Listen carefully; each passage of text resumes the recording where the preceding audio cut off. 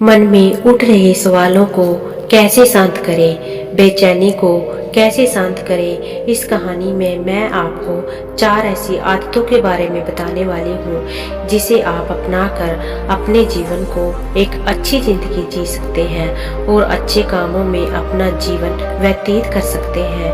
अगर आप इस कहानी को शुरू से लेकर अंत तक सुनते हैं तो यहाँ पर बताई गई 4 आदतें आपकी पूरी जिंदगी बदल सकती हैं। अगर आप इन 4 आदतों को अपने जीवन में अपना लेते हैं तो फिर आप अपने जीवन को एक खुशहाल जिंदगी में बदल देंगे और फिर आपका मन कभी भी बेचैन नहीं होगा और ना ही उदासी रहेगी और ना ही बेफजूल के कामों में व्यस्त रहेगा। एक बार किसी राज्य का राजकुमार महात्मा बुद्ध के पास आता है और बुद्ध से कहता है कि आप हमेशा कहते रहते हैं ध्यान करो, लेकिन मेरे लिए ध्यान करना तो दूर की बात है। मैं कुछ समय के लिए अपनी आंखें बंद करके शांति से बैठ भी नहीं पाता हूँ। मेरा मन इतना बेचैन है कि यह हर समय कुछ न कुछ सोचता रहता है।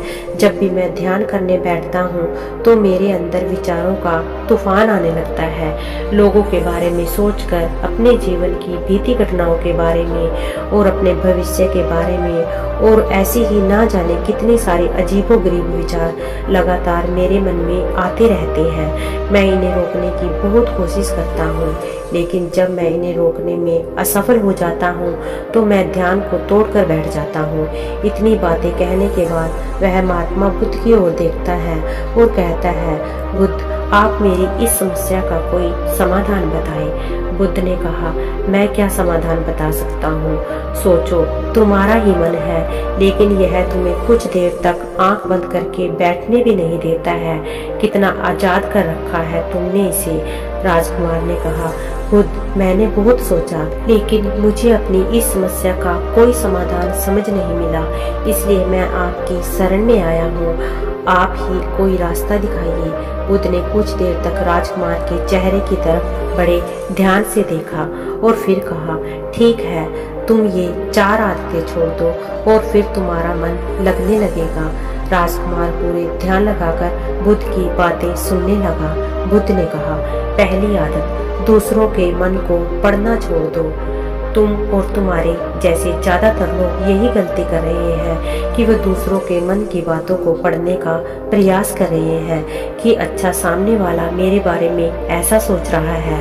और यही एक आदत तुम्हें सबसे ज्यादा बेचैन और परेशान कर रही है। ज्यादातर उत्सवों पर लोग दूसरों के मन की बातों को गलत और नकारात्मक तरीके से ही पढ़ते हैं। जैसे कि लोग अक्सर सोचते हैं कि दूसरे लोग उनकी तरक्की से जलते हैं, उसे नीचा दिखाना चाहते हैं, उसे पसंद नहीं करते हैं, उसकी मदद नहीं करना चाहते हैं और ऐसे ही ना जाने कितनी सारी नकारात्मक बातें हैं जो लोग दूसरों के प्रति अपने अंदर बिठा लेते हैं और फिर उनके बारे में ही सोचते रहते हैं। उनसे बदला लेने के तरीके सोचते रहते हैं, उन्हें नीचा दिखाने के मौके ढूंढते रहते हैं और दूसरों के प्रति यही नकारात्मक सोच इन्हें दुखी करती है और फिर ये लोग बेचैनी महसूस करते हैं। इसलिए दूसरे लोग क्या सोच रहे हैं इसका अनुमान लगाना बंद करो। दूसरे लोगों के विचारों को पढ़ने की कोशिश करना बंद करो। अगर पढ़ना ही है तो खुद के विचारों को पढ़ना शुरू करो कि तुम्हारे अंदर क्या चल रहा है। कहीं तुम नकारात्मक सोच, शिकायत या बुराइयां करने जैसी आदतों के शिकार तो नहीं हो रहे हो।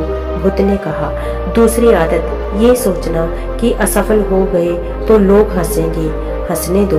लोगों की असफलता पर हंसना तो लोगों का धर्म है, क्योंकि अगर तुम सफल हो जाते हो तो यही वो लोग हैं जो तुम्हारी तारीफ करते हैं, तुम्हें सम्मान देते हैं, तुम पर गर्व करते हैं। अगर तुम अपनी सफल होने पर दूसरों से तारीफ की उम्मीद करते हो तो अपनी असफलता पर उनके हंसने से भी तुम्हें दुखी नहीं होना चाहिए। और यही समस्या है कि हम इंसान असफलता को बुरा मानते हैं, जबकि असफल होना सफल होने से ज्यादा जरूरी है, क्योंकि बिना असफल हुए सफल इंसान के अंदर घमंड और दूसरों को खुद से छोटा समझने की भावना पैदा करती है, जबकि असफलता हमें विनम्र रहना, धैर्य रखना और लगातार प्रयास करना सिखाती है। इसलिए असफलता को बुरा मत समझो, और अगर तुम्हारे काम में असफल होने की संभावना नहीं है तो इसका अर्थ है कि तुमने अपना लक्ष्य अपनी क्षमताओं से छोटा बनाया है।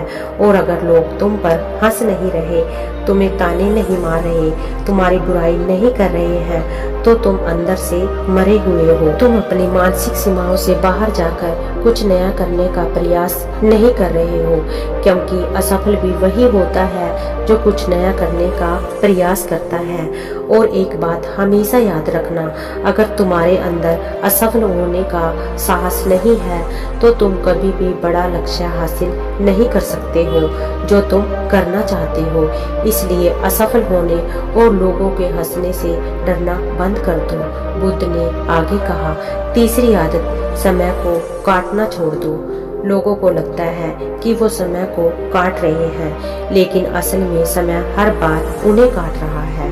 लोगों के द्वारा समय को व्यर्थ के कामों में बर्बाद करने का केवल एक ही कारण है, और वह यह है कि उन्हें लगता है कि उनके पास बहुत समय है, जबकि सच्चाई यह नहीं है, क्योंकि उनसे पहले वाले लोगों को भी यही लगता था कि उनके पास बहुत समय है, लेकिन उन्हें पता ही नहीं चल पाया कि कब समय बीत गया और उनका बुलावा आ गया। जब तक उन्हें अपनी गलती का एहसास हुआ, तब तक समय उनके हाथ से निकल चुका था। बस पश्चाताप रह गया था कि सारा जीवन व्यर्थ के कामों में बर्बाद कर दिया, और फिर वो चले गए इस दुनिया से बिना खुद को जाने, बिना इस जीवन की सच्चाई को समझे।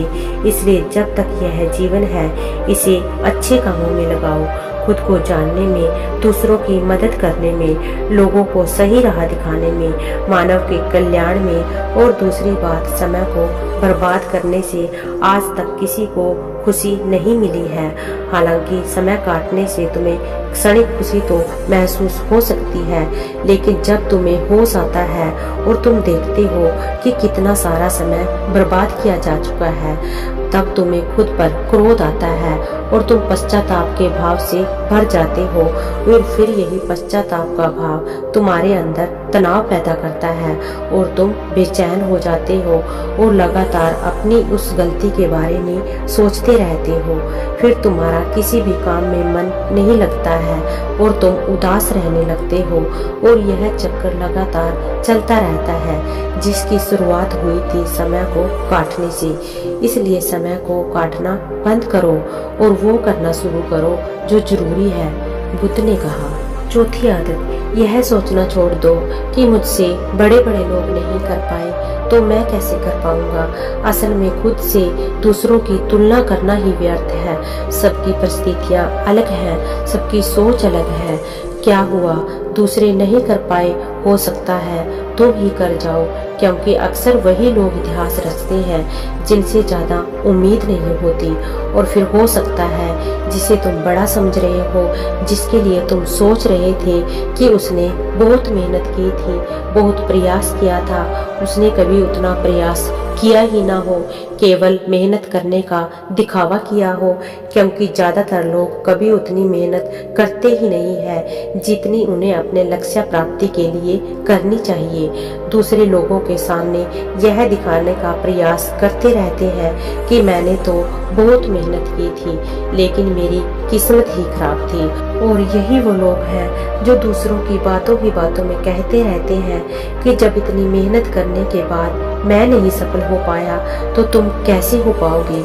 लेकिन अंदर ही अंदर यह इस बात को जानते हैं कि उन्होंने कभी इतनी कोशिश की ही नहीं जितनी उन्हें करनी चाहिए थी। ये बस दूसरों की नज़रों में अपनी इज्जत बचाने के लिए और इस डर से कि कहीं दूसरा व्यक्ति इनसे आगे ना निकल जाए, यह अपने अधूरे प्रयास से घबराते रहते हैं और दूसरों को डराते रहते हैं कि जब मैं नहीं कर पाया तो तुम कैसे कर पाओगे।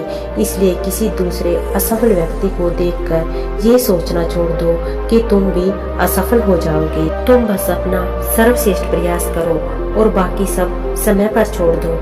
बुद्ध ने आगे कहा, अगर तुमने ये 4 आदतें छोड़ दी तो तुम्हारा मन एकदम शांत हो जाएगा और फिर तुम जहाँ चाहो वहाँ पर अपना मन लगा सकते हो। इतना कहकर बुद्ध मौन हो गए और राजकुमार को भी अब समझ आ चुका था कि उसे क्या करना है। उसने मन ही मन उन 4 आदतों को छोड़ने का निश्चय किया और बुद्ध का धन्यवाद कर वहाँ से चल दिया।